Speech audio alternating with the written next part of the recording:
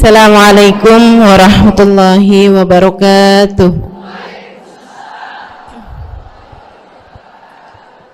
Alhamdulillah. Wassalatu wassalamu ala Rasulillah Muhammad ibn Abdillah wa ala alihi wa sahbihi wa man walah. Subhanaka la ilma lana illa ma 'allamtana innaka antal alimul hakim. Rabbi syrah li sadri wa yassir li amri wahlul 'uqdatan min lisani yafqahu qawli, amma ba'du. Bismillahirrahmanirrahim. Panjang bener tuh ekornya fulanah, maksudnya bajunya ada delnya, ada ekornya gitu, ada apa ya namanya, iya, nah itu kepanjangan banget gitu. Dia bilang matul del fulana, panjang bener ekornya si fulana. Faqala alaihi salatu wassalam, Nabi kemudian mengatakan banyak al-fidi, kata Nabi Muhammad, lepehin. Fa akhrajat min famiha qit'at laham, dia pun mengeluarkan dari mulutnya sepotong daging. Fasarat biadil kalimatil wahidal garibah akilah min lahmiha. Seolah-olah Allah mau menunjukkan kepada kita bahwa dengan kalimat satu itu dia sudah seperti makan daging saudaranya tersebut. Fanzuru ibadallah ma'afhashal ghibah wa aqbahiha.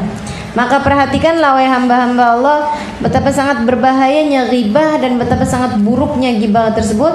Wa ma ahwanal wuqu' fiha 'alan nas illa man rahimallah, dan betapa sangat mungkinnya, sangat ringannya kita terjatuh ke dalam perbuatan ghibah tersebut illa man rahimallah, kecuali orang-orang yang dirahmati oleh Allah. Wa qalilun mahum, dan sangat sedikit sekali mereka. Dikit banget orang yang selamat dari ghibah, dikit banget. Salah satu dari orang yang saya nggak pernah dapetin ghibah, hubababahiyah, nggak pernah saya dapetin ngomongin orang. Ada juga teman saya tuh nggak pernah saya dapetin ngomongin orang. Masya Allah, orang-orang yang hebat ya. Erika itu yang saya ceritain di buku Bidadari Bumi, Maryam yang masuk Islam, dia diganti nama Maryam, asalnya namanya Erika, dari Amerika. Salah satu dari orang yang saya dapetin nggak ngomongin orang, nggak pernah ngomongin orang. Jadi yang diomongin ya ada banyak hal kan sebenarnya selain daripada ngomongin orang. Nah ini teman-teman sekalian, orang yang ngomongin orang aja nggak tega, apalagi berbuat yang lebih besar daripada itu. Biasanya orang kalau bisa menghindari ghibah, dia akan bisa menghindari apapun yang lebih besar daripada itu. Dia bisa menghindari jahatin orang, mesihir orang, memukul orang, menampar orang, merebut suami orang.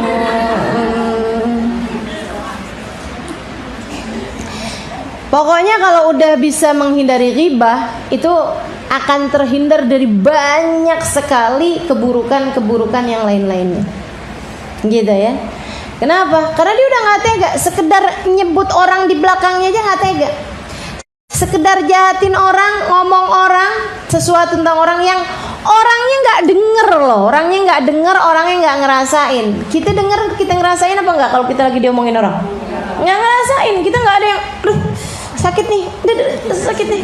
Kenapa? Nih kayaknya lagi diomongin orang nih saya nih. Kayak lagi berasa ditusuk-tusuk nih saya dari belakang. Gak berasa teman-teman saya sekalian.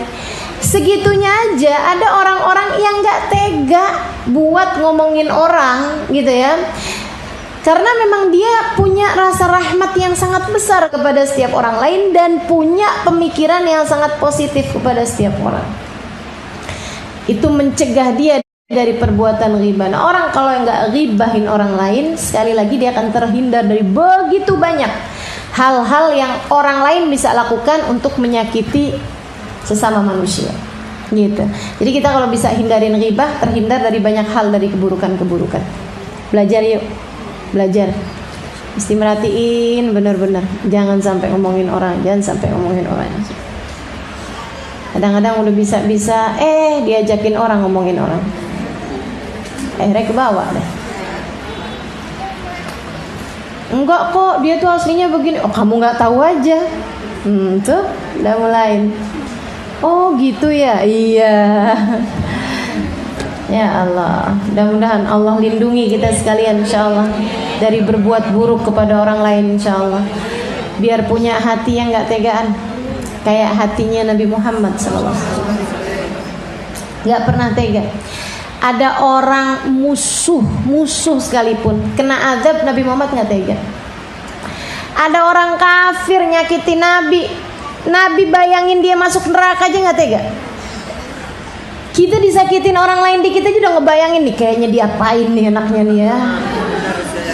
Ya Allah, luar biasa kan. Teman-teman sekalian, Nabi Muhammad jatuhnya azab kepada orang kafir, Nabi Muhammad nggak mau. Waktu perang Uhud kan gitu, sampai sujajabinu, patah, pecah dahinya Nabi Muhammad pecah, teman-teman sekalian, pecah. Bukan cuman ada kegores gitu, bukan pecah. Tempurungnya sampai darahnya itu mengucur. Itu ditadah sama Nabi Muhammad darahnya. Kenapa kau tadah Rasulullah? Saya takut kalau netes ke bumi Allah murka, Allah turunkan adab kepada orang kafir. Nabi enggak mau. Waktu ada jenazah Yahudi lewat, Nabi Muhammad bilang, gumu. Diri, yuk, diri. Idza marartum bi janazah fagumu, kata Nabi Muhammad, kalau kalian dilewati sama jenazah, ada jenazah lewat depan kalian, berdirilah. Rasul, tapi ini Yahudi. Tapi kan ada bersama dengan malaikat-malaikatnya Allah. Kalau dia muslim, kita hormatin dia, kita hormatin malaikat pencabut nyawanya, kita hormatin malaikat rahmat yang bersamanya. Tapi kalaupun gak muslim, malaikatnya kan tetap muslim. Yang nyabut nyawanya, yang bawa ruhnya tetap malaikat-malaikatnya Allah. Jadi kalian berdiri untuk itu. Sahabat berdiri. Nabi nangis. Sahabat sampingnya heran ngeliat, kenapa nangis Rasul? Kata Nabi Muhammad, nafsun aflatat alayya fayadkhulan nar. Ada satu jiwa, saya tidak bisa menyelamatkannya sehingga masuk ke dalam api neraka. Masuknya neraka orang kafir yang nyakitin Nabi, Yahudi yang kerjaannya memikirkan gimana cara menghancurkan Nabi. Nabi nggak tega bayangin dia masuk neraka. Hatinya itu loh teman-teman sekalian. Buat jadi pikiran kita nih, di mana hati kita dari hati Nabi? Di mana hati kita dari hati Nabi? Kamu bayangin ada orang susah gara-gara kamu, bisa nggak kamu? Kok biasa aja saya ya, apalagi kalau orangnya emang udah nyakitin saya, habis mau gimana lagi sih? Masih seperti itu, kamu masih jauh dari Nabi Muhammad SAW. Kita masih jauh dari Nabi Muhammad SAW. Jauhnya ini, kamu gak kepengen jadi tambahin deket. Jauhnya ini kamu biarin aja, kan gak gitu. Jauh-jauhnya harus kita pangkas teman-teman sekalian. Gimana caranya? Miliki hati yang punya rahmat sama orang lain. Kalau ada keburukan-keburukan yang masih kita kerjakan sama orang lain, cepet berhentiin. Masih ada kejahatan kamu buat sama orang lain, cepetan, taubatin. Lagi ada orang yang kamu jahatin selama ini, setiap ketemu kamu plengosin mukanya, ayo buruan. Lagi ada orang yang kamu sakiti hatinya saat ini, cepetan, minta maaf, buruan. Lagi ada sesiapapun yang kamu punya niatan buruk kepadanya selama ini, buruan. Ada kebaikan apapun kamu niatin sekarang waktunya teman-teman sekalian. Dibantuin nanti sama Nabi Muhammad. Nggak bisa bangun tahajud. Nah mulai nih masih waktu tersisa nih. Bantuin nanti, tangan Nabi narik. Pengen bisa istiqomah, sholawatan, agak susah kemarin. Coba usahain sekarang. Nanti itu cepet banget. Tangan Nabi narik kita. Apa aja pengen jadi istri yang solehah nih. Biasanya suka berat, ada aja nih mulut susah bener, ngomel mulu sama suami. Bulan ini nanti tangan Nabi narik. Kalau Allah lihat kesungguh-sungguhan dalam hati kamu untuk memperbaiki diri, memperbaiki keadaan, untuk muhawilal ahwal, Allah subhanahu wa ta'ala yang pembolak-pembalik keadaan. Allah tuh kalau melihat Nabi Muhammad, nabinya udah gak tega sama kita, Allahnya juga bakal gak tega. Ayo deh teman-teman sekalian, periksa rasa, periksa hati. Jangan tega sama orang lain. Jangan tega sama orang lain. Jadi sekalian, Nabi Muhammad azizun alaihi ma anittum. Berat baginya musibah yang menimpa kalian. Musibah menimpa kita, Nabi Muhammad berat. Padahal Nabi Muhammad gak ikut-ikut jadi penyebabnya. Masa kamu malah mengusahakan musibah terjadi sama orang lain? Gara-gara kamu, jauh bener perasaannya. Nabi musibah terjadi sama orang lain, Nabi yang gak tega. Padahal Nabi gak jadi penyebabnya. Masa kita umat yang ngaku cinta sama Nabi malah berusaha untuk memberikan musibah kepada orang lain gara-gara kita? Kalau suami kita punya istri yang gak solehah, kan musibah buat dia. Kita musibahnya dia. Kalau kita nggak didik anak-anak kita dengan benar, marah-malah mulu kerjaannya, ngomel-ngomel mulu kerjaannya, kita jadi musibah buat anak kita, teman-teman saya sekalian. Ada hati yang terluka gara-gara kita. Kamu pikir kalau kamu ngomel-ngomel anaknya nggak sakit hati ya kan? Iya benar. Saudaraku sekalian, tetangga kamu jahatin, kamu jadi musibah buat dia. Musibahnya dia itu, jika dia muslim, Nabi berat karenanya. Berarti kamu telah jadi orang yang membuat beratnya Nabi Muhammad SAW. Kita ngaku cinta, ternyata di hadapan Nabi kita dianggap sebagai musuh karena memberatkan hati orang lain, menyedihkan hati orang lain. Innalillahi wa inna ilaihi raji'un. Jangan jadi musibah. Nawar dagangan sampai melit, bener orang nyampe sakit hati gitu. Dia lepas juga dagangannya habis, kalau enggak udah ini deh nantinya malah rusak, basi, busuk, ini itu segala macam. Sedih hatinya. Dia ngadu pada Allah. Nabinya sedih loh karena musibah dia, dan kita penyebabnya. Dan kita ngaku cinta sama Nabi Muhammad. Nah kan jauh banget. Jauh banget gitu. Orang mengadukan kita kepada Nabi Muhammad alaihissalam. Jangan sampai jadi orang yang kita diadukan sama orang lain kepada Nabi. Ya Rasulullah, saya udah gak tahan dijahatin mulut sama kakak ipar saya. Ya Rasulullah, saya gak tahan dijahatin mulut sama orang itu. Ya Rasulullah, saya didukunin sama dia tuh Rasul. Ya ampun Rasulullah, saya. Kita diaduin sama orang lain kepada Nabi Muhammad SAW. Sedih bener, jangan sampai kayak begitu. Mudah-mudahan Allah karuniakan pada kita nih kebaikan-kebaikan hati yang bikin kita nggak jadi orang yang diadukan kepada Nabi atas keburukan-keburukan kita. Maka apapun yang masih sedang dikerjakan dari segala keburukan-keburukan, berhentilah teman-teman sekalian. Apapun aja yang masih dari keburukan-keburukan yang masih kita kerjakan, mudah-mudahan kita niatkan berhenti dan minta sama Allah tangan Nabi Muhammad narik kita semua insyaallah dari segala keburukan-keburukan. Amin ya rabbal alamin. Ngutangin riba, dikira nggak diaduin sama Nabi? Diaduin ya nggak? Ya Allah, khair insyaallah, mudah-mudahan. La ilaha illallah Muhammadur Rasulullah sallallahu alaihi wasallam. Ya seperti itu. Katanya Nabi Muhammad, ilfadi pada seseorang, gila panjang bener ekornya. Pakai baju ada kelebihannya gitu. Bajunya orang Arab kan memang dail tuh namanya tuh ekor tuh. Panjang bener ya ekornya. Nabi bilang, lepehin. Dia lepehin. Ternyata keluar nauzubillah daging, kayak habis makan dagingnya si orang tersebut. Ini pelajaran Allah Subhanahu wa taala kasih, teman-teman sekalian, Allah Subhanahu wa taala kasih kepada umat Nabi Muhammad dari kalangan para sahabat-sahabat yang memang menerima langsung ilmu dari Nabi Muhammad SAW. Ada banyak di masa hidupnya Nabi itu perkara-perkara yang harusnya maknawi Allah zahirkan. Gini nih, masalah bahwa orang kalau habis ngomongin orang seperti makan bangkai daging saudaranya sendiri, itu kan maknawi, nggak benar-benar. Kemudian wah pantesan ya saya kenyang nih habis ngomongin orang nih, nggak ada ceritanya gitu ya. Lapar mah tetap lapar aja teman-teman sekalian saya muliakan. Jadi nggak ada urusannya sama bahir, perkara bahir mah nggak berasa gitu. Paham maksud saya?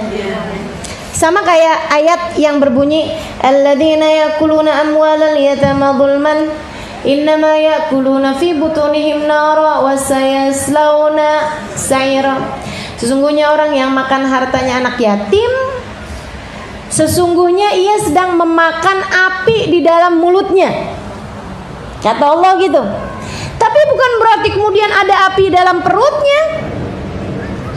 Sama kayak orang memasukkan api ke dalam perutnya. Itu sesuatu yang maknawi, teman-teman sekalian. Bukan berarti kemudian, panas nih, ada api nih di perut saya habis makan hartanya anak yatim. Nggak ada, teman-teman sekalian, nggak berasa. Sekali lagi itu namanya perkara yang maknawi. Perkara yang maknanya aja seperti itu, tapi bukan faktanya seperti itu gitu. Jadi teman-teman sekalian, akan tetapi perkara-perkara yang maknawi ini terkadang Allah Subhanahu wa taala zahirkan untuk jadi pembelajaran. Seperti kayak gini, Allah bilang alladzina yakuluna amwal alladzina fala yaghtab ba'dukum ba'dha ayuhibbu ahadukum an ya'kula lahma akhihi maitan fakarihtum. Janganlah seorang di antara kalian berghibah, itu sama kayak kalian makan bangkai daging saudara kalian sendiri. Kan begitu ya? Itu sesuatu yang maknawi, tapi terkadang Allah tunjukkan secara zahir untuk jadi pembelajaran buat orang-orang, dan itu seringnya terjadi di zamannya Nabi Muhammad alaihissalam. Nabi tunjukin. Teman-teman sekalian saya muliakan, kayak gitu tuh. Ada orang habis ngomongin orang, panjang bener ekornya. Kata Nabi, lepehin. Apa Rasul? Lepehin. Loh, keluar daging. Oh, tuh kamu habis ngomongin orang, dagingnya keluar. Ya Allah. Jadi pembelajaran buat dia untuk yang, ya Allah, mesti hati-hati nih kalau ngomong. Jangan sampai kemudian akhirnya jatuhnya jadi ghibah. Begitu kan? Sama kayak yang puasa di zaman Nabi, jangan ada yang buka kecuali dengan izinku. Nabi kan gitu. Waktunya buka kan pada izin tuh semuanya. Sampai ada 2 orang nggak dapet izin, bukannya dikasih buat makan, malah Nabi suruh mereka buat muntah. Begitu muntah malah keluar daging, darah, nanah, seolah-olah habis makan bangkai. Sampai 2 orang tersebut penuh, kata Nabi Muhammad, innahuma samata amma ahallallahu lahuma wa aftarata bima yahrumullah alaihima. Sesungguhnya keduanya berpuasa, nggak mau makan dari barang-barang yang halal. Kita kalau puasa nggak mau makan barang halal, tapi dia batalin puasanya dengan makan barang haram, yaitu makan bangkai. Jalasat ihdahuma indal ukhra faghtabata. Kenapa bisa begitu Rasul? Kata Nabi, yang satu ketemu sama yang lain kemudian ngomongin orang. Makanya makan bangkai daging saudaranya, makanya tuh jadi sepenuh itu tuh bangkai. Ya Allah, jadi mikir nih kita nih, alhamdulillah penutupan aib dari Allah Subhanahu wa taala buat kita nih gede bener. Kalau mau ditampakkan, ya Allah, ibu-ibu teman-teman sekalian, enggak ada di antara kita yang badannya sekecil ini nih. Kebanyakan makan bangkai, kebanyakan makan daging. Betul nggak? Nih saya nih kalau ditimbang sama ghibah-ghibahnya nggak segini nih. Ya Allah, ya Allah. Kita semua kalau ditimbang sama aib-aib kita, sama dosa-dosa kita, kira-kira segede apa, teman-teman? Ya Allah, ya Allah. Makanya kalau udah nimbang, untung yang ditimbang bisanya cuman badan doang, kulit, daging, tulang, ya enggak? Kalau terus nimbang, kaget karena timbangannya ternyata dosa. Berat 55, dosa 550. Waduh, serem bener. Kata Bapak ya, untung dosa nggak ada baunya. Kalau dosa ada baunya, adakah seseorang mau berada di samping kita? Saya sih dengar Bapak yang ngomong kayak gitu, kayak lagi nyindir benar. Untung Alimah saya nggak tahu dosa kamu. Kalau saya tahu dosa kamu, saya nggak bakalan mau duduk di sebelah kamu. Ya Allah, seremnya, seremnya. Mudah-mudahan Allah selamatin kita semua, insyaallah. Amin ya rabbal alamin. Gimana caranya mau berhenti ghibah ini ya? Lagi zaman-zaman sekarang, buka TV isinya ghibah. Betul nggak? Tokoh politik ini digibahin, tokoh politik itu digibahin. Buka TV yang lain isinya infotainment, artis-artis. Akhirnya jadi ghibah juga. Tuh, kawin cerai mulu, katanya gitu. Ya Allah, ya Allah. Keluar dari rumah, ketemu sama tetangga, diajakin apa? Gibah juga. Ketemu sama teman pengajian, habis selesai bubar, ajakin gibah juga. Hadir maulid. Jangan sampai ya. Di maulid katanya, tapi malah ngomongin orang dalam maulid. Lebih bahaya lagi kalau kemudian yang diomongin ustadzahnya. Na'udzubillah min dzalik. Mudah-mudahan Allah selamatin kita semua. Amin ya rabbal alamin. Ini emang mesti bener-bener ya. Makanya Sayyidina Abu Bakar taruh batu kayaknya perlu juga nih. Gimana caranya nih? Apa saya taruh batu juga aja nih? Biar kita bisa benar-benar ngerapiin kita punya lisan, teman-teman sekalian. Seenggaknya kalau pas lagi pengen marah gitu ya, yang lagi kesel-kesel nih, kayaknya perlu nih ngambil batu taruhin mulut. Atau seenggaknya nggak batu, biji tasbih deh, masukin mulut. Kalau ngomong bisa ketelan biji tasbihnya. Ya Allah, ya Allah, pokoknya udah ampunan dari Allah itu yang paling penting buat kita. Penjagaan, minta sama Allah. Allahumma ufir lana fima madha wahfadna fima baqi birahmatika ya arhamar rahimin. Ya Allah bitaufiq hatta nafiq, kata Habib Umar bin Hafid. Ya Allah kasih kepada kami taufik, kemudahan mengerjakan kebaikan, hatta nafiq, biar pada sadar semuanya nih. Kita nih biar pada sadar semuanya, biar pada insaf semua. Amin ya rabbal alamin. Amin ya rabbal alamin. Betapa sangat buruknya ghibah dan betapa sangat dekatnya kita darinya. Betapa sangat busuknya ghibah dan betapa sangat mudahnya kita melakukannya. Betapa sangat buruknya ghibah. Assalamualaikum warahmatullahi wabarakatuh. Alhamdulillah, wassalatu wassalamu ala Rasulillah Muhammad ibn Abdillah wa ala alihi wa sahbihi wa man wala. Subhanaka la ilma lana illa ma 'allamtana, innaka antal alimul hakim. Rabbi shrah li sadri wa yassir li amri wahlul 'uqdatan min lisani yafqahu qawli. Amma ba'du. Betapa kematian sesuatu yang pasti. Allah Subhanahu wa taala berfirman dalam Al-Qur'an. Kata Allah, fa'bud rabbaka hatta ya'tiyakal yaqin. Fa'bud rabbaka hatta ya'tiyakal yaqin. Sembahlah Allah Subhanahu wa taala Tuhanmu. Kamu sembah Allah Subhanahu wa taala hatta ya'tiyakal yaqin. Sampai kapan kita nih diminta buat nyembah Allah? Sampai kapan kita diminta buat ibadah? Kata Allah, hatta ya'tiyakal yaqin, sampai datang sesuatu yang pasti. Apa yang pasti? Ayil maut. Yang dimaksudkan dengan suatu yang pasti itu adalah mati. Karenanya siapapun kamu di atas muka bumi ini harus belajar berusaha buat jadi hamba Allah Subhanahu wa taala yang taat. Mudah-mudahan Allah mudahkan. Amin ya rabbal alamin. Jadi orang hidup gak ada yang pasti, teman-teman. Gak ada yang pasti buat orang yang hidup. Ada yang mulai dari kecil sakit terus, ada. Gak ada yang pasti hidup itu. Yang pasti ketika seseorang hidup hanya satu, namanya mati. Kalau kamu diberi kehidupan, maka satu waktu nanti kehidupan tersebut akan diambil kembali oleh Allah Subhanahu wa taala. Sebab memang hidup di dunia, begitu kamu diberi kehidupannya, udah pasti kamu akan berjumpa dengan kematian. Enggak ada yang pasti dalam hidup selain mati.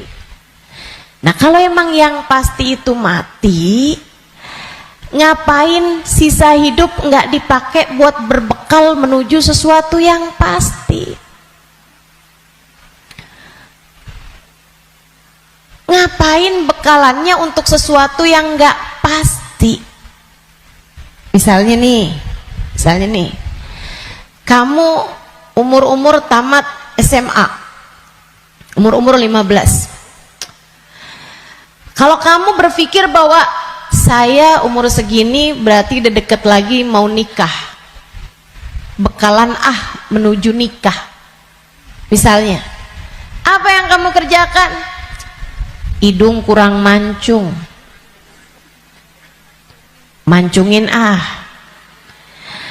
alis kurang nyelirit,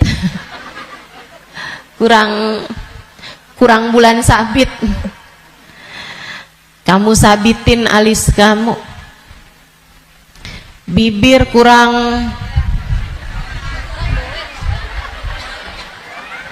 sekarang ini musim orang suka bibir lebar-lebar. Ya udah dah saya tambahin biar agak turun bibirnya, biar doer bibirnya.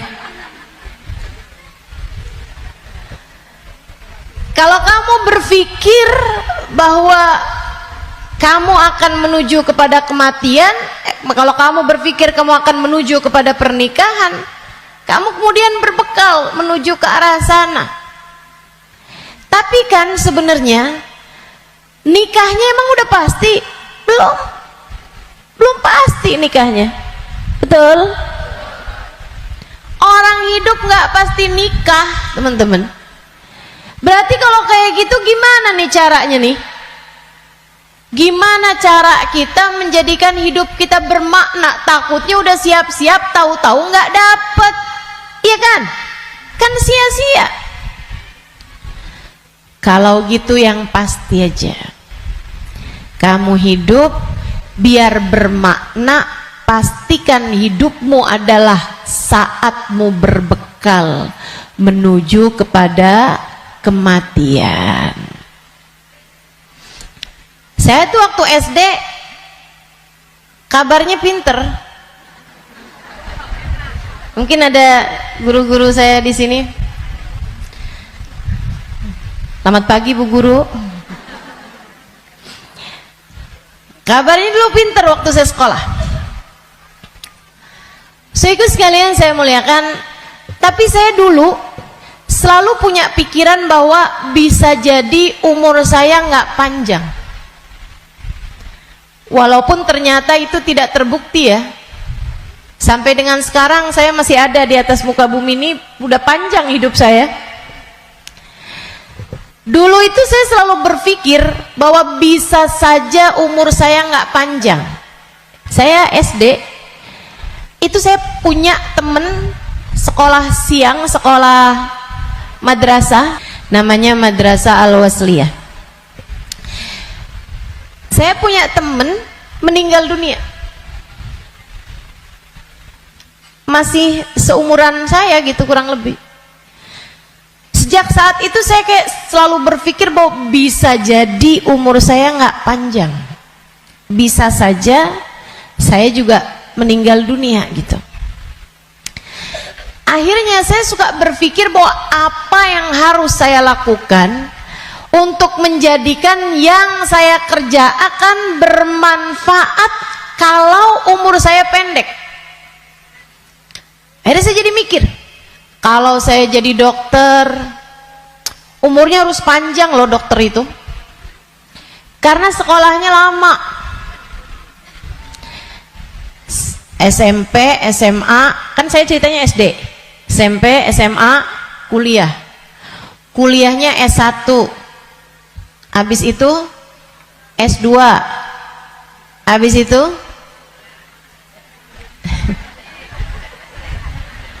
ST katanya.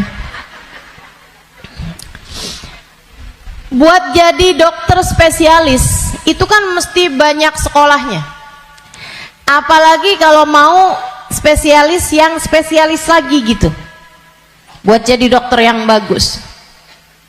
Artinya sekolahnya tuh panjang. Baru bisa jadi dokter yang hebat, dokter yang mumpuni di atas usia 30-an tahun, bahkan mungkin 40-an tahun. Habisnya itu dia praktek mengamalkan ilmunya. Berapa lama? Sampai ketika datang ajal menjemputnya. Manfaatnya ilmunya itu berapa lama? Untuk bisa dipraktekkan bermanfaat buat umat manusia gitu. Sampai dengan berapa lama? Sebentar aja berarti. Kita aja kalau udah dirawat sama dokter yang terlalu tua rada was-was. Betul nggak? Dokternya mau nulis resep, ambil kacamata dulu gitu kan. Terus nulisnya agak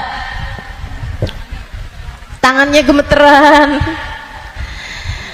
Takut kita. Ini kalau misalnya dia ngelihatnya salah-salah gitu kan. Atau dia mau nyuntik tangannya udah gemeteran. Waduh, udah kayaknya rada gimana gitu. Tapi kita sama dokter muda juga kita ragu-ragu. Betul gak? Coba tuh. Betapa ternyata mau jadi dokter aja itu umurnya cuman dari sekitar 40 sampai ke 50 atau 60 tahun dah gitu. Cuman segitu doang. Sisanya udah enggak tuh. Udah enggak maksimal. Saudaraku sekalian saya muliakan, saya jadi mikir gitu. Wah, kalau gitu enggak usah jadi dokter deh, takutnya umur-umur 30-an tahun saya meninggal, saya enggak bekalan apa-apa nih.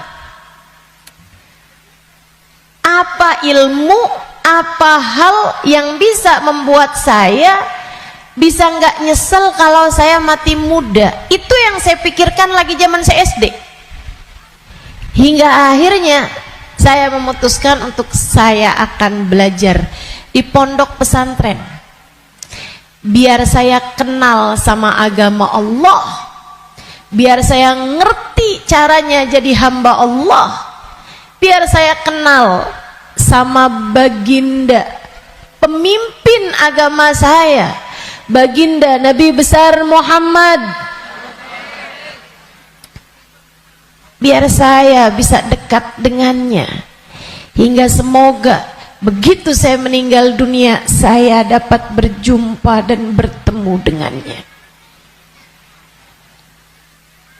Itu harapan saya. Akhirnya saya belajar di pondok-pondok pesantren, terus belajar, terus belajar, terus belajar. Saudaraku sekalian, saya muliakan, alhamdulillah.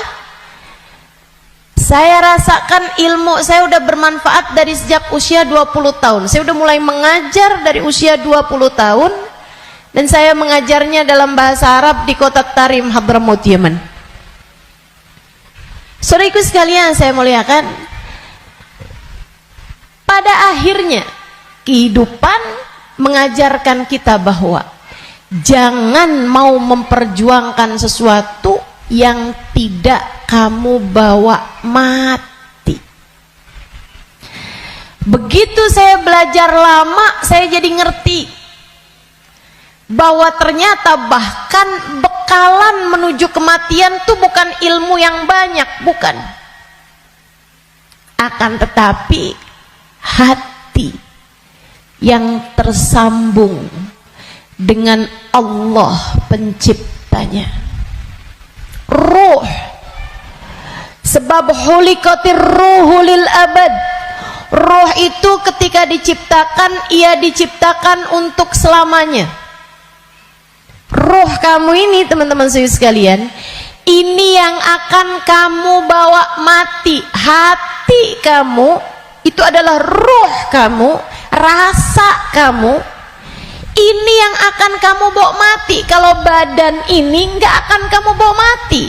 Begitu kamu mati, udah tuh nggak ada lagi urusan sama badan. Badan kamu bisa dimakan merayap-rayap tanah dan habis.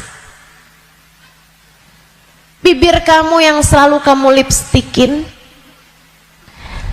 wajah kamu yang selalu kamu bedakin, mata kamu yang selalu kamu pakaiin celak, kuku-kuku kamu yang selalu kamu potong setiap kali ia memanjang, badan kamu yang selalu kamu rawat, kamu kasih makan, kamu bersihkan, ini hanya akan menjadi makanan santapan rayap-rayap tanah. Ulat-ulat tanah nanti akan masuk ke lubang-lubang hidungmu, ia akan masuk dalam seluruh anggota tubuhmu dan kamu habis. Makanya katanya Sayyidina Ali bin Abi Thalib, siapa yang kerjanya buat badannya, siapa yang hidupnya hanya mementingkan urusan tubuhnya, silakan cari pahalanya kepada rayap-rayap tanah. Silakan minta balasannya kepada rayap-rayap tanah. Ulat-ulat tanah, mereka yang senang banget, wih mulus, ih badannya bagus, enak banget nih kita makannya, katanya gitu. Saudariku sekalian yang saya muliakan, bukan untuk itu kamu diciptakan, bukan untuk itu kamu diciptakan. Yang aslinya dari diri kamu adalah ruhmu, yang sejatinya pada dirimu tidak akan terpisahkan adalah hatimu. Ala inna fil jasadi mudghah, idza salahat salahal jasad kullah, wa idza fasadat fasadal jasad kullah.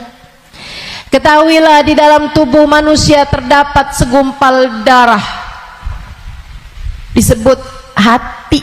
Jika bagus, bagus semuanya, jika rusak, rusak semuanya. Ketahuilah, segumpal darah tersebut adalah hati. Disitulah roh ditiupkan, disitulah roh sejatinya berada, meskipun mengalir sampai ke seluruh tubuh kita. Roh itu dihembuskan saat janin badanmu itu berusia 4 bulan dalam rahim ibu kamu, ditiupkan lewat ubun-ubun. Makanya Bu, ketika Allah menciptakan batok kepala kita, itu semuanya udah full kecuali ada satu lubang kecil di ubun-ubun. Makanya kalau anak bayi ubun-ubunnya masih lembut, tulangnya belum keras, karena asalnya memang bolong. Kenapa Allah bolongin? Buat niupnya ruh, ditiupkannya ruh saat usia 4 bulan tuh dari situ. Ruhnya dimasukin, ditiupkan oleh malaikatnya Allah Subhanahu wa taala.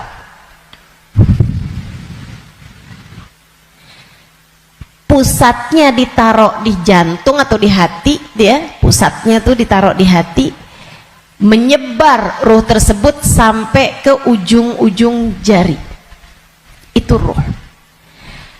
Kalau datang kematian, dicabut lagi dari ubun-ubun.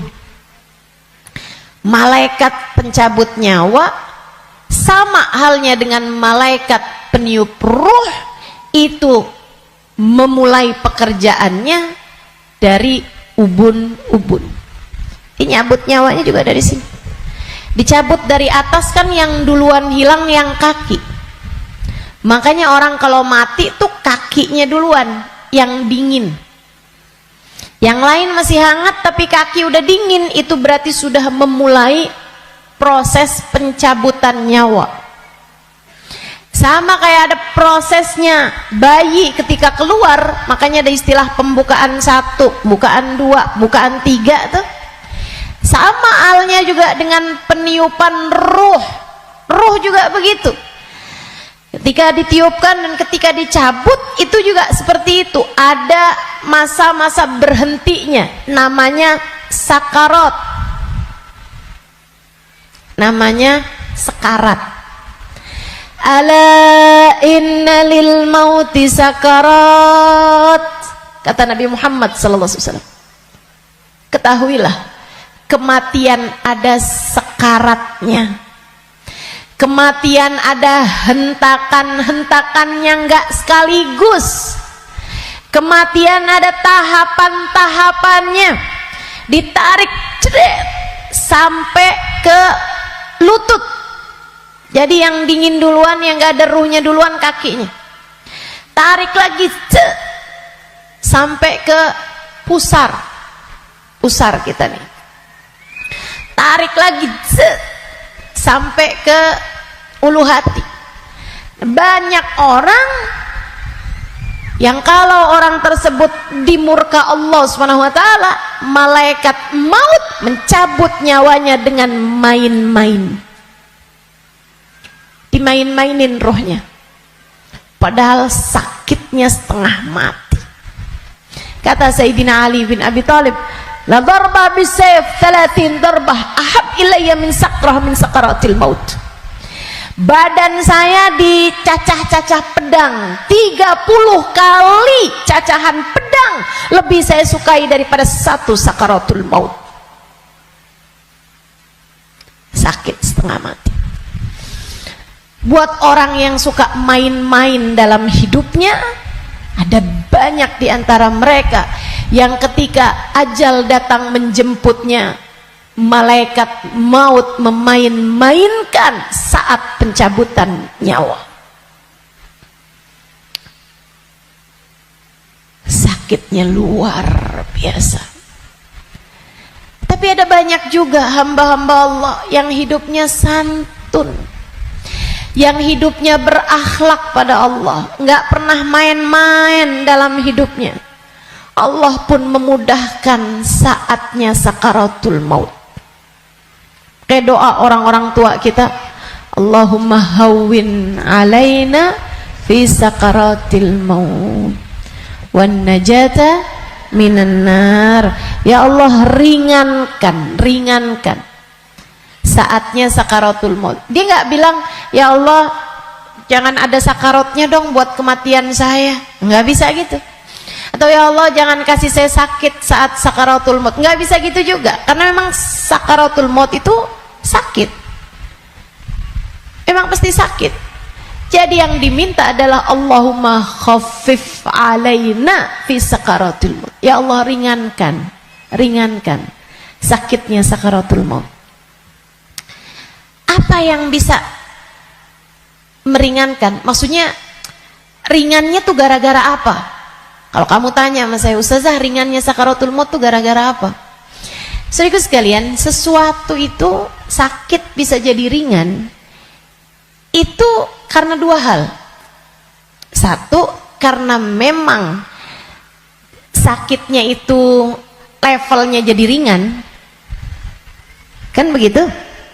Sakit kan ada level-levelnya. Memang Allah jadikan sakitnya itu ringan, jadi berkurang sakitnya. Itu banyak yang seperti itu, sehingga sakaratul mautnya kayak nggak sakarat gitu, karena sama sekali nggak kesakitan. Ada yang begitu, memang diringankan sama Allah Subhanahu Wa Taala. Level sakitnya memang diturunkan oleh Allah Subhanahu Wa Taala, semacam itu. Atau yang kedua, Allah alihkan fokusnya sehingga dia jadi kayak nggak berasa sakaratul maut, karena Allah memalingkan fokusnya bukan kepada sakitnya, tapi kepada sesuatu yang lain. Apa? Allah palingkannya dengan apa? Yang paling indahnya, yang paling enaknya adalah dengan dihadirkannya baginda Nabi besar Muhammad sallallahu alaihi wasallam di saat sakaratul maut tersebut. Sakit, tapi nggak jadi terasa sakitnya sebab ia bisa lihat Nabi Muhammad, sebab dihadirkan Nabi Muhammad untuknya. Sakit, tapi ya nggak terasa. Gimana coba? Gimana sakitnya mau terasa kalau kamu bisa ketemu Nabi Muhammad? Nabi Muhammad misalnya berkata kepadamu, selamat datang wahai umatku. Ya udah nggak ada lagi rasa sakitnya, teman-teman.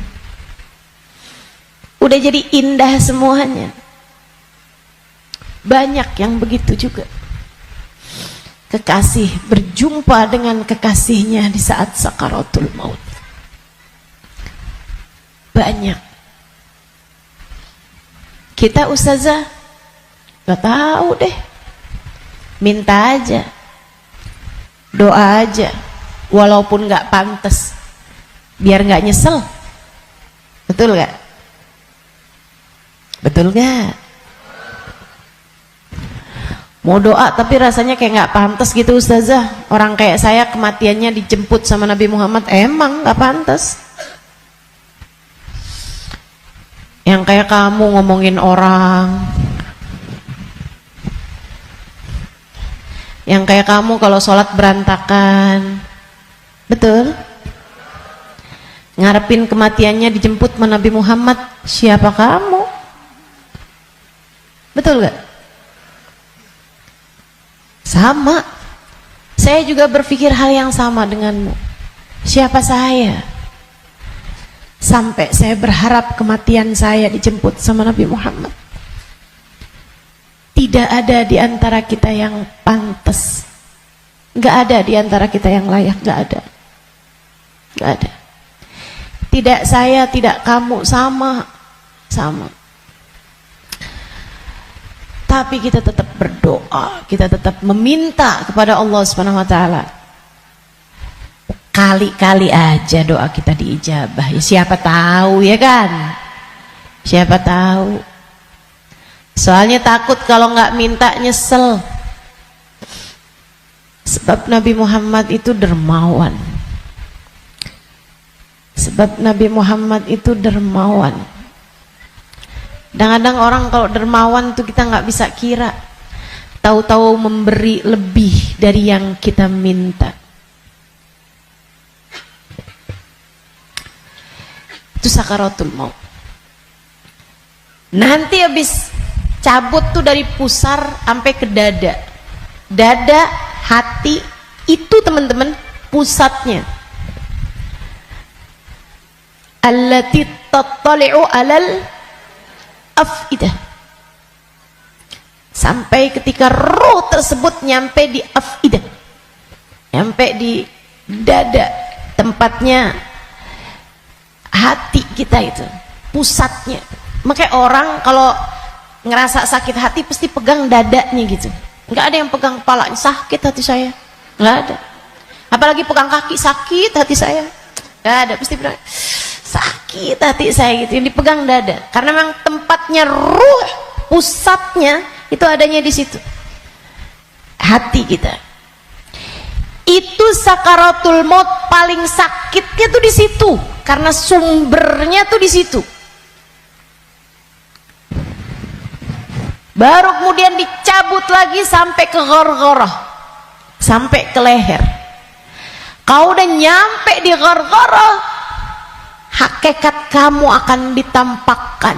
Saat itulah kamu dibukakan langit, bisa lihat tempat balik kamu tuh surga atau neraka. Dan itu bisa terjadi tahun depan, dan itu bisa terjadi bulan depan, untukmu atau untukku. Itu bisa jadi di waktu yang masih sisa panjang, bisa jadi juga sudah tinggal sedikit lagi waktumu untuk merasakan apa yang disebut dengan sakaratul maut ini. Semuanya pasti ngalamin, semuanya nggak ada yang bisa lari. Saat ghargharah, saat nyawa udah sampai di tenggorokan, dibukakan pintu demi pintu, kata Nabi Muhammad.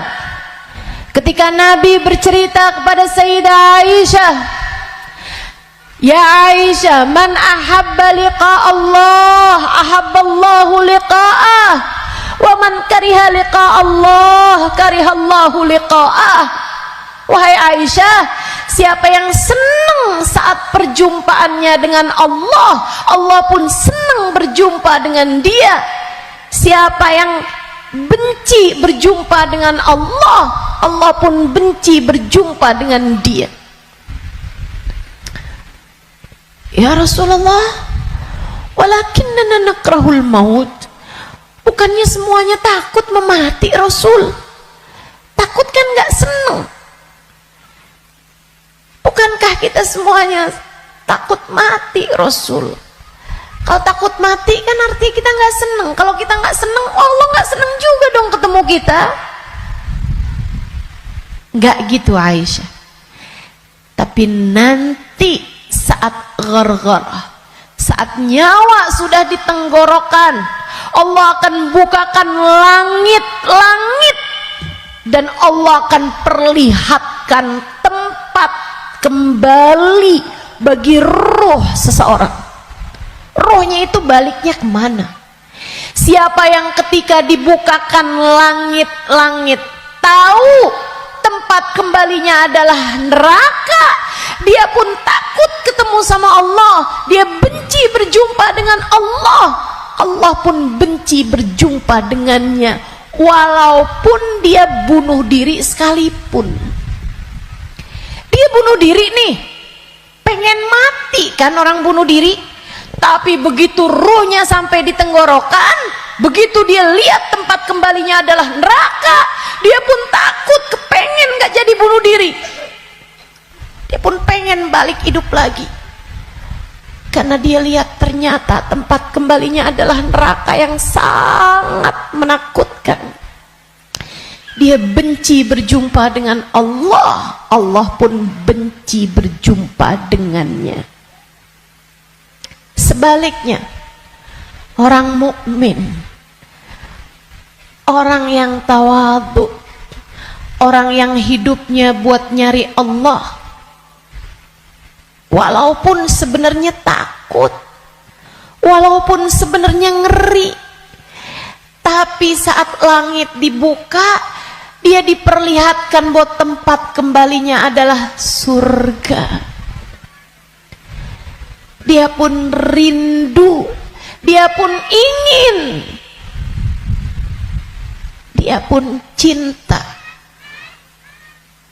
untuk berjumpa dengan Allah. Dia pun bahagia, dia sukacita berjumpa dengan Allah, Allah pun sukacita berjumpa dengannya. Allah pun suka untuk berjumpa dengannya. Nih, saat ghargharah ini Allah cerita dalam Al-Quran di surat Al-Mu'minun,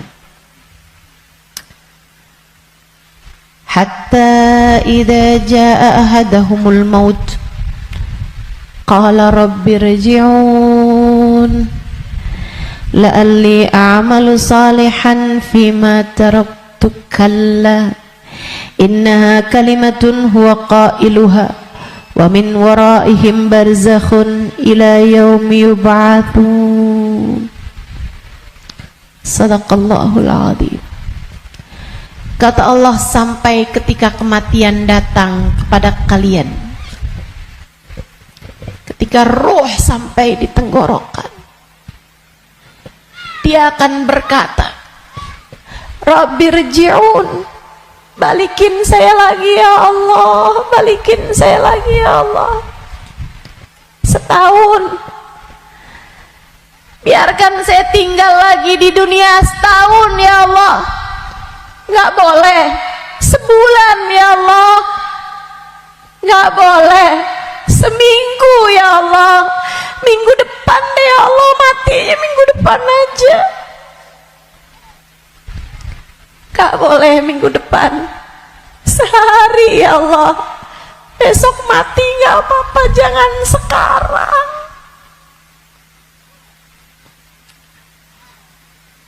Gak boleh sejam ya Allah, sejam lagi matinya ya Allah, balikin lagi ya Allah. Rabbi rji'un la'alli a'malu salihan fima taraktu. Saya akan segera bagi-bagi harta saya buat sedekah. Saya akan segera sholawatan kepada Nabi Muhammad. saya bakal segera baca Al-Quran, saya bakal segera sholat, saya mau minta maaf sama orang-orang.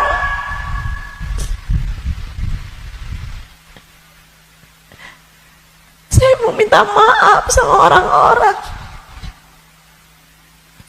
Sisakan untuk waktu walaupun 1 jam.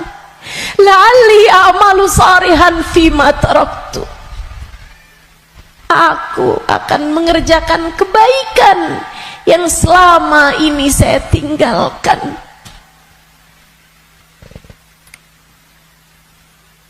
Apa jawab Allah? Kalla innaha kalimatun huwa qailuha. Enggak ada. Sekarang kalimatmu itu hanya jadi omong kosong belaka. Enggak ada ceritanya kamu dikabulkan.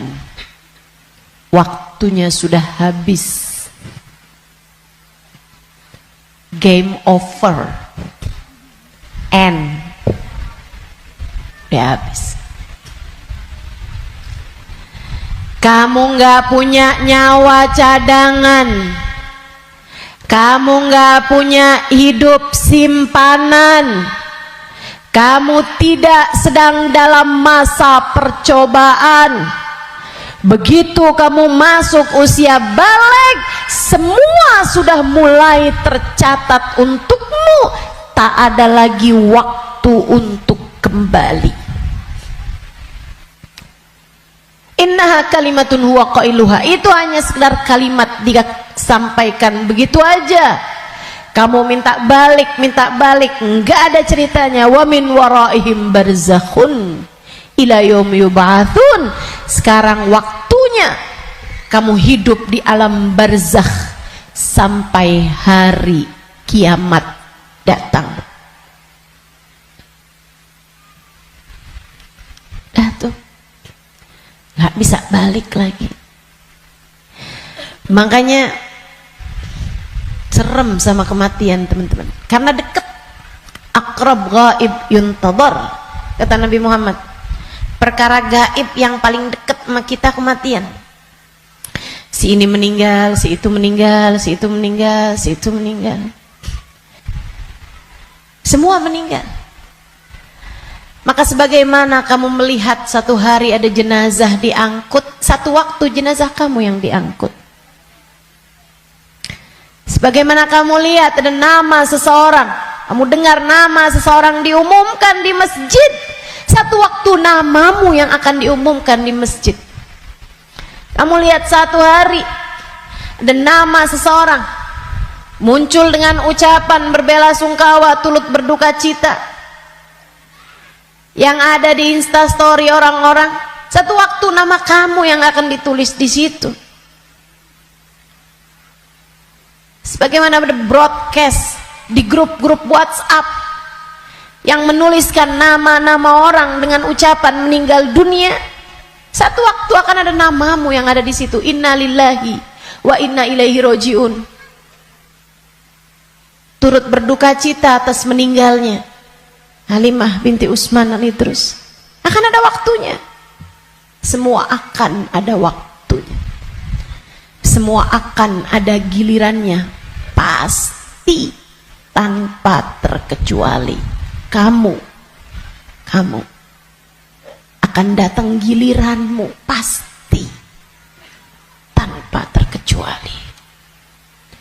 Kamu bakal mati, Bu. Kamu akan mati, Dek. Kamu bakal mati, Nak. Pasti. Masalahnya tinggal, akankah Allah berkenan menerimamu? Saya tuh dulu suka liatin tulisan kalau ada orang meninggal dunia, semoga rohnya diterima di sisi Allah.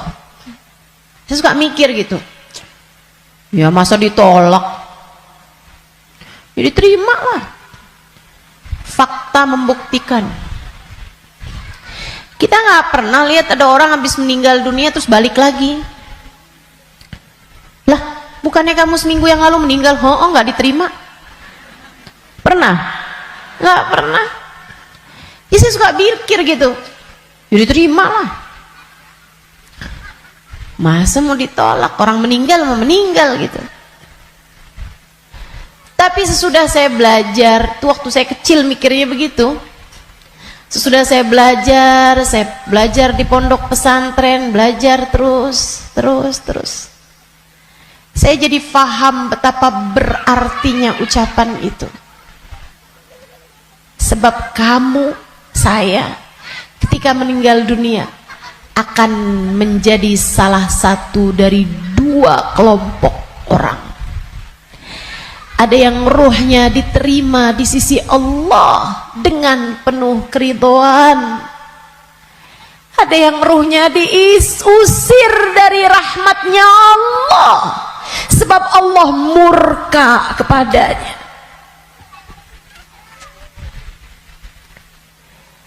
Kalau waktu hidup kayak gini nih, kamu lagi punya perlu, kamu datang ke rumah saudaramu, ditolak dari yang satu, bisa kamu datang ke tempat saudaramu yang lain. Anak kamu harus masuk rumah sakit, harus segera dioperasi, misalnya gitu. Harus ada DP yang harus kamu bayar, atau ada keperluan apapun misalnya. Kamu bisa datang ke tempat saudaramu, dia nggak bukain pintu, kamu bisa datang ke tempat yang lain. Dia nggak ngasih, kamu bisa datang ke tempat yang lain. Kamu misalnya mau bikin kopi, gulanya nggak ada, misalnya gitu, kamu bisa datang ke tempat saudara kamu, sebelah kamu, tetangga kamu, nggak dikasih, nggak dibukain pintu, atau dibilang nggak ada misalnya, bisa lagi ke tempat saudaranya, tempat sebelahnya. Orang hidup ini andai ditolak dari yang satu, kita masih punya pilihan tempat yang lain. Seapa-apanya masih ada pilihan tempat yang lain. Tapi kalau kamu meninggal dunia, kamu hanya akan menjadi wa inna ilaihi raji'un, hanya akan kembali kepada Allah Subhanahu wa ta'ala. Kalau pintu rahmatnya Allah tertutup darimu, kalau kamu diusir dari kasih sayang Allah Subhanahu wa ta'ala, Allah tidak berkenan menerimamu, kemana kiranya kamu akan pergi? Terusir dari pintu rahmatnya Allah, kamu mau kemana? Bu, Kak, Dek, Nak, saya sampaikan ini dengan sungguh-sungguh. Jangan pernah mau main-main dalam hidupmu. Jangan main-main sama hidup. Sebab selama kamu hidup, kematian masih akan membayangi. Dan begitu datang kematian sementara Allah belum ridho kepadamu, sangat mungkin rohmu tidak diterima Allah, hingga Allah pun mengusirmu dari pintu rahmatnya, dan kamu dikembalikan kepada lembah kemurkaannya.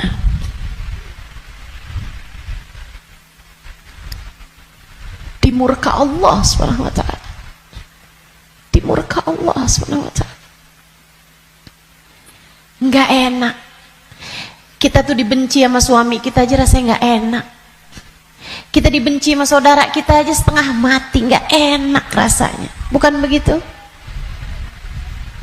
Bayangkan kalau kamu datang ke rumah Allah, kamu datang kepada Allah, sementara Allah mengusirmu dan tidak ridho kepadamu serta benci kepadamu, dan kamu nggak bisa balik lagi ke atas muka bumi ini, kayak apa rasanya?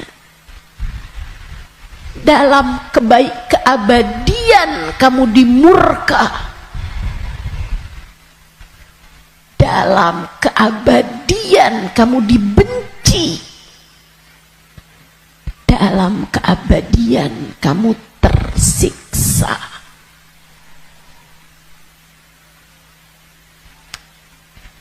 nggak akan sabar, nggak akan sabar.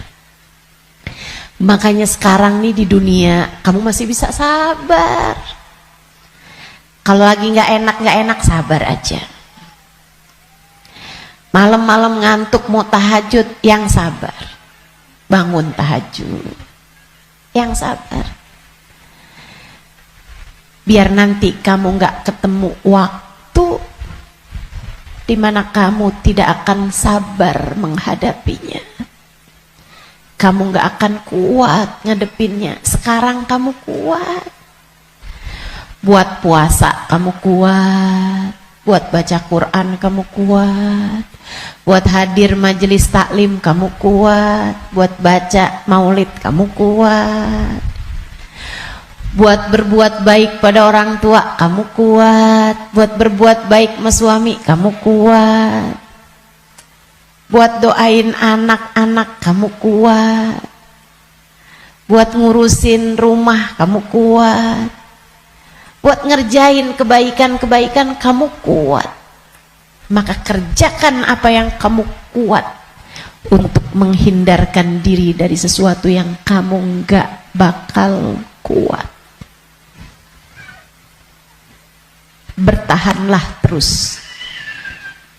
Bertahanlah untuk tetap menjadi solehah. Yang sabar jadi solehah. Tetaplah jadi hamba Allah yang solehah. Gak kuat nih saya, enggak, kamu kuat, kamu kuat. Saya gak kuat lagi Ustazah ngadepin suami kayak begitu. Kuat, kamu kuat. Saya gak kuat lagi Ustazah ngadepin orang tua saya nih Ustazah. Kuat, kamu kuat. Gak kuat lagi saya ngadepin anak-anak saya Ustazah. Kamu kuat, kamu kuat. Kamu kuat. Saya gak kuat puasa, kuat, kuat. Saya gak kuat tahajud, kuat, kuat. Saya gak kuat baca zikir habis duhur, habis subuh ke isyraq, kuat, kuat. Saya gak kuat baca ratib malam-malam hari, ngantuk saya, kuat, kuat. Kamu kuat ngerjain itu semua. Saya gak kuat Ustazah buat berbuat baik sama semua orang. Saya pengen marah aja semuanya. Enggak, kamu kuat, kamu kuat. Jangan marah-marah, jangan. Jangan marah-marah. Kamu kuat.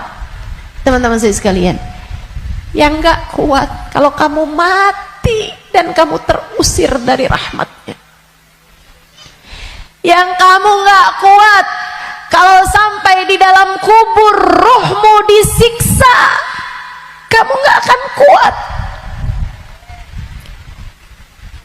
Yang gak kuat kalau kamu datang malaikat yang menanyai dalam kuburan dan kamu gak bisa jawabnya, hingga kemudian malaikat tersebut mulai menyiksamu, kamu gak akan kuat. Sisanya di dunia ini kamu kuat, kamu kuat. Saya dijahatin terus Ustazah sama tetangga saya gak kuat lagi, kamu kuat. Saya ditinggalin sama teman-teman saya gak kuat, kuat, kuat, kuat. Percaya saya, kamu kuat. Saya sakit Ustazah, saya udah gak kuat lagi, kuat, kuat, kuat. Yang kamu gak kuat kalau kamu sampai diusir dari rahmatnya Allah. Yang kamu gak kuat kalau ruhmu keluar, dan bisa jadi itu bulan depan, bisa jadi itu minggu depan. Saat ruhmu keluar dan kamu ngelihat tempat kembalimu adalah neraka, kamu gak akan kuat.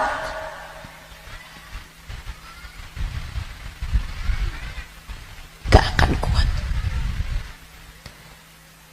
Saat kamu berkata, Rabbirji'un la'alli a'malu salihan fima taraktu, ya Allah, balikin saya ke dunia ya Allah, balikin saya, kasih saya hidup lagi ya Allah. Itu yang kamu gak akan kuat. Sekarang di dunia semuanya kamu kuat jalaninnya, kuat. Kamu mampu, kamu bisa bertahan untuk tetap menjadi solehah. Percaya saya. Saya sangat miskin Ustazah, saya udah gak kuat lagi hidup di dunia ini. Kamu kuat, kamu kuat. Saya ambil utang aja Ustazah, dipinjol, saya udah gak kuat lagi. Kamu kuat, jangan utang. Jangan utang. Jangan ambil utangan. Apalagi pakai riba. Lebih kamu nanti tambah rusak jalannya, tambah salah hidup kamu. Kamu kuat menjalani kehidupan di atas muka bumi ini, teman-teman. Yang kamu nggak kuat kalau sampai mati Allah murka padamu, kamu nggak akan kuat. Maka yuk berbekal. Dengan apa berbekalnya? Satu, hidup yang benar. Tetaplah istiqomah. Sholat jangan ditinggal, ibadah jangan ditinggal. Apa yang kamu bisa kerjain, kerjain. Sedekah biar kata sedikit jangan ditinggal. Saya orang miskin Ustazah, saya nggak bisa sedekah banyak-banyak. Tapi kamu masak, banyakin kuahnya kata Nabi. Bagiin tetangga, kasihin tetangga kamu pas kamu lagi masak. Saya nggak bisa sedekah Ustazah, tapi kamu masak nasi, masak pakai sambal, iya. Apa? Tempe goreng, banyakin, sisain dikit buat tetangga kamu, kasih buat orang yang susah juga yang ada di sekitarmu.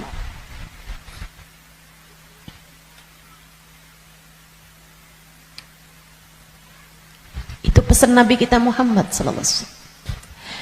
Berbuat baik. Saya nggak bisa Ustazah, saya nggak ada sesuatu yang bisa saya sedekahkan. Senyum bisa bukan? Kamu punya bibir? Ya punya sih Ustazah. Ya udah senyum aja kalau gitu.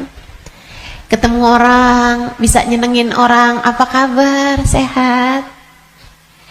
Atau saat kamu bangun di waktu malam, kamu angkat tanganmu, kemudian kamu bilang, ya Allah, sayangi tetangga-tetangga saya ya Allah, sayangi teman-teman saya ya Allah, ampuni dosa-dosa mereka ya Allah, orang di kampung saya ya Allah, ampuni dosa-dosanya ya Allah. Sedekah kamu buat mereka, kebaikan kamu buat mereka. Berbuat baik semampu yang kamu bisa, sebisa yang kamu mampu. Apaan aja, apaan aja. Bahkan sekedar kalimat pujian buat suami kamu. Alhamdulillah kamu sehat, saya seneng kalau kamu udah sehat. Kata-kata yang enak gitu. Jangan sakit lagi ya, saya kesian kalau lihat kamu sakit. Saya sayang sama kamu. Kalimat yang enak. Ganti deh, ganti kalimat-kalimat yang gak enak. Udah sehat kan, berarti bisa kerja lagi kan. Susah kalau kamu sakit nih. Terus kita mau makan apa kalau kamu sakit terus-terusan? Gak enak banget sih kalimatnya.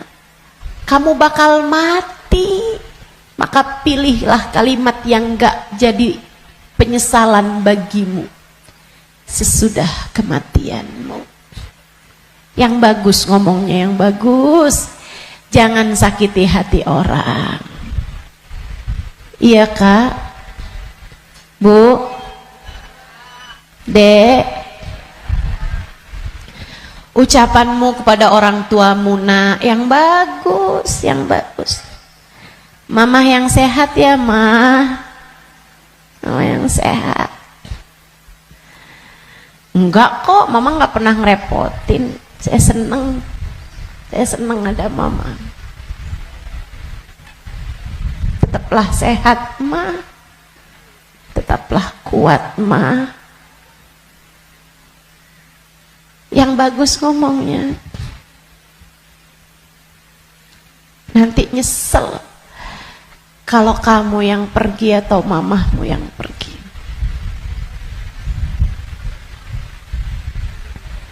Kepada abahmu, ayahmu, gitu juga.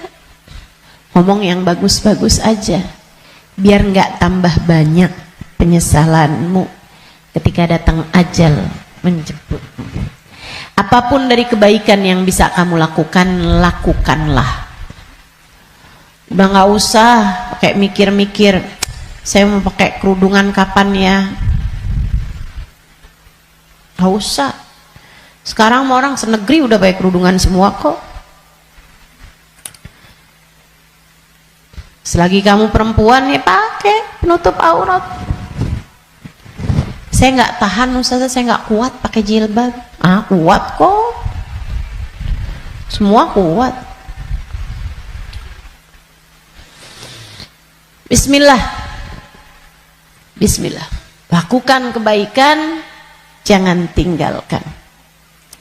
Sebab seperti mana kamu hidup, seperti itulah kamu akan mati. Jika kebaikan yang kamu lakukan dalam hidupmu, kamu hanya akan berjumpa dengan kebaikan-kebaikan sesudah kematianmu. Kebaikan kamu lakukan karena Allah, Allah akan membalasmu dengan kebaikan-kebaikan dari sisinya. Dan itu akan sangat menyenangkan. Kama ta'ish tamut. Sebagaimana kamu hidup, seperti itu pula lah kamu akan mati. Maka tetaplah istiqomah di jalan Allah. Itu bekal utama. Bekal keduanya, selalulah berdoa, selalulah meminta kepada Allah agar dikaruniai husnul khatimah. Sering-sering minta, ya muqallibal qulub, tsabbit qalbi ala dinik. Wahai zat yang membolak-balikan hati, tetapkanlah hati kami berada dalam keimanan kepadamu. Selalulah berdoa, Rabbana la tuzigh qulubana ba'da idh hadaitana wa hab lana min ladunka rahmatan innaka antal wahhab. Ya Allah, jangan pernah kau cabut hidayah iman yang telah kau anugerahkan kepadaku. Anugerahkanlah pula untuk kami rahmatmu. Sesungguhnya engkau adalah zat yang maha memberi. Selalulah berdoa, ya Allah biha, ya Allah biha, ya Allah bihusnil khatimah, ya Allah biha, ya Allah biha, ya Allah bihusnil khatimah. Ya Allah, aku mohon padamu, ya Allah, aku minta padamu husnul khatimah, ya Allah. Akhir kehidupan yang baik. Kematian dengan membawa iman, kematian sedangkan kau berkenan menerima kami, ya Allah. Terus doa, terus minta sama Allah. Sebab la yarudul qada illa doa. Tidak ada yang dapat menolak takdir buruk selain doa. Doa terus, doa terus, doa terus. Kalau ada waktunya doa tuh, kayak lagi majelis, kemudian silahkan berdoa, silahkan sampaikan hajatmu. Habis sholat, jangan dulu langsung bangun, sebelum kamu berzikir kemudian berdoa, kan begitu. Nah kalau doa jangan minta dunia mulu teman-teman. Kalau semua doa mau minta dunia, habis dunianya selesai kamu bawa apa? Kamu punya apa? Minta juga. Urusan akhirat malah justru jauh lebih penting daripada meminta urusan dunia yang akan kamu tinggalkan begitu kamu mati. Jangan kalau doa yang diminta duit lagi, duit lagi. Jangan kalau doa yang diminta jodoh lagi, jodoh lagi. Atau biar hati suami nggak berpaling, itu aja yang kamu minta. Biar suami nggak poligami, ustazah, itu terus doa saya ustazah. Bukan hanya itu yang kamu perlukan teman-teman. Doa urusan dunia tuh kalau bisa sekedarnya aja. Karena hidup di dunia ini qalil, sedikit, katanya Imamul Haddad, taballigh bil qalili minal qalili. Bekelan dunia ini sedikit aja lah, karena dunianya itu emang sedikit. Dikit lagi juga mati. Kalau doa itu yang kiranya kamu nggak nyesel begitu kamu masuk ke dalam alam kubur. Doanya minta apa? Minta husnul khotimah. Doa minta Allah ridha, minta biar Allah selamatkan, minta biar Allah bahagiakan kalau kamu ada di dalam kuburan, minta biar Allah bahagiakan ketika nanti kamu di padang mahsyar. Jadi begitu ajal datang menjemputmu, kamu masih punya simpenan dari doa-doa yang belum diijabah Allah Subhanahu wa taala, yang belum kamu rasakan ijabahnya. Begitu kamu mati, kamu udah punya simpenan doa buat mahsyar. Begitu kamu mati, kamu udah punya simpenan doa buat kubur. Begitu kamu mati, kamu udah punya simpenan doa buat kiamat. Begitu kamu mati, saat di padang mahsyar dibangkitkan, kamu udah punya simpenan doanya, tinggal tunggu ijabahnya. Nah kalau doanya belum pernah kamu doain, gimana mau ngarepin ijabahnya? Nah kamu nggak pernah minta, ya Allah kubur saya, ya Allah saya sekarang maunya kubur saya biar seneng ya Allah. Ternyata kok nggak seneng, kata Allah. Nah kamu nggak pernah minta. Di dunia yang sering mintanya, biar nanti kamu dapat ijabahnya. Di dunia yang sering minta, ya Allah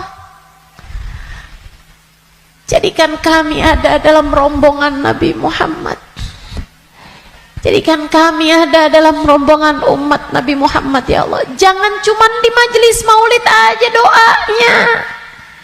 Saat tahajud tuh kamu doa, minta ya Allah nanti di akhirat, ya Allah jadikan saya ada dalam rombongan Nabi Muhammad. Biar nanti begitu kamu mati, kamu udah punya simpenan doanya, tinggal nunggu ijabahnya. Kata Allah, ud'uni astajib lakum, mintalah niscaya akan aku beri. Jadi di akhirat kamu tinggal nungguin saat doamu diijabah. Sebab kalau kamu mintanya nanti gitu kan di akhirat, ya itu tadi kata Allah, innaha kalimatun wa qailuha. Kalimatmu tuh nggak ada artinya lagi, nggak ada maknanya lagi. Sebab akhirat bukanlah tempat berbuat. Dunia nih tempatnya berbuat. Akhirat hanyalah tempat untuk dibalas. Kalau saatmu di dunia kamu hanya minta dunia, apa yang kamu persiapkan buat sesudah kematianmu?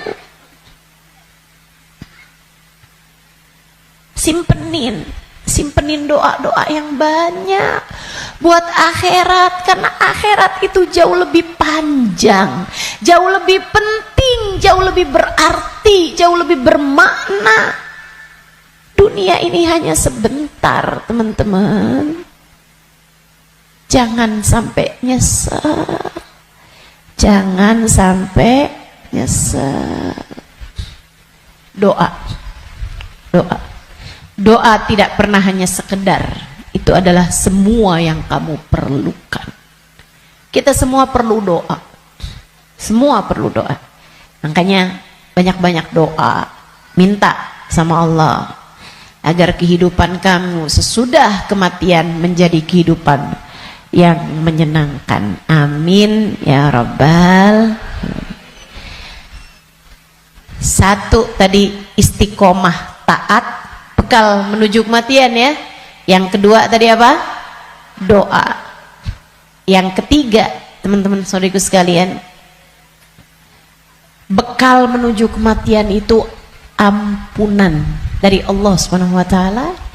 Itu bisa kamu dapat dengan memohon ampunan, beristighfar dan bertaubat, meninggalkan dosa-dosa. Kamu mau berbekal menuju kematianmu, tinggalin dosa. Tinggalin dosa. Tinggalin dosa.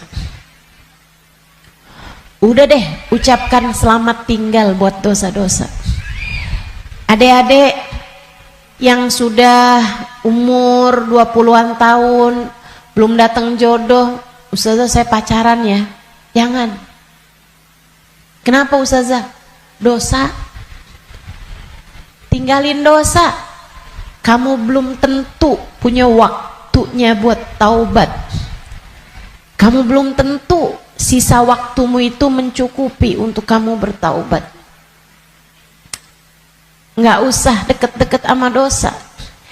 Ya ustazah, kalau nggak pacaran kita nggak nikah ustazah. Siapa bilang? Banyak kok orang-orang nikah nggak pakai pacaran, dan banyak juga orang pacarannya sama siapa, nikahnya sama siapa. Betul, betul. Ngapain kamu menghabiskan energi, menghabiskan rasa hanya untuk menjaga jodoh orang? Ngapain? Udah jauh lebih aman kamu nggak usah jagain jodoh orang, kamu jagain hidup kamu sendiri. Sebab yang akan mendapatkan balasannya adalah dirimu sendiri. Dek, Nabi Muhammad tuh seneng sama pemuda-pemuda yang taat, lebih daripada senengnya Nabi Muhammad sama orang-orang tua yang taat. Jadi kamu nggak usah nunggu tua buat taat.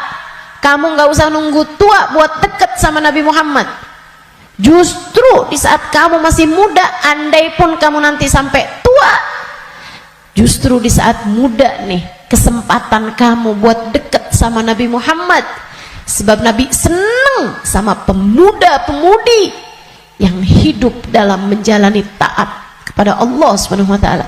Dijanjiin barengan sama Nabi Muhammad. Dijanjiin ada dalam naungan di bawah arasnya Allah di saat tidak ada naungan kecuali naungan Allah. Syab nasya fi taatillah, pemuda, pemudi, laki-laki, perempuan, muda yang hidup dalam taat pada Allah Subhanahu wa taala. Kamu umur masih 17 tahun tapi sudah istiqomah tahajud, Nabi cinta padamu. Kamu umur masih 17-18 tahun, akan tetapi kamu istiqomah baca Al-Quran, Nabi cinta padamu. Umur masih belasan tahun, tapi kamu udah punya zikiran yang kamu istiqomahkan baca. Kamu udah punya solawatan yang kamu istiqomahkan baca. Kamu bahkan nyaris hafal kitab-kitab maulid yang berisi sejarah hidupnya Nabi Muhammad. Fix kamu pantas dicinta sama Nabi Muhammad.